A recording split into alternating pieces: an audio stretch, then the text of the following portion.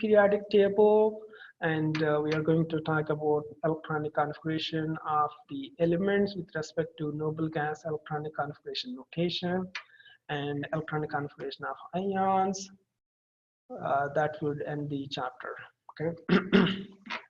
So just to go back to the basics again, in terms of the periodic table, we know that periodic table is arranged in terms of metals are clubbed together, non-metals are clubbed together, and in the center we have metalloids here in the center.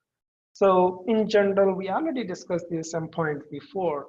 Metals in general tend to look shiny and lustrous and malleable solids, and they were pretty good conductors of heat and electricity, and they have pretty low ionization energy values because they already wanted to form the positively charged species, because that makes them having noble gas electronic configuration.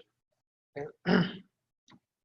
Whereas the other large category in the periodic table is non-metals. Non-metals, it is hard to predict different shape and size of it, because they come in all types of matter form, like solid, liquid, and gas, and they can be brittle, or or they can be liquids or gases, but they were pretty poor conductors of heat and electricity, and they in general have very high electron affinity values, which means, again, the value is higher, which means the value is higher because they want to accept that electron and lose that energy and become more stable by accepting the electron. Okay.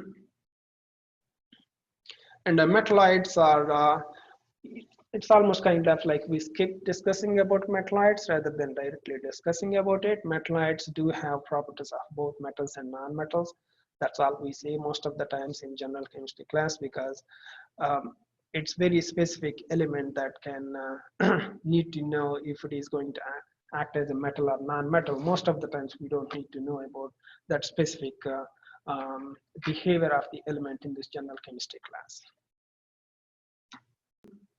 From here, what we are going to talk about is general regions of the periodic table,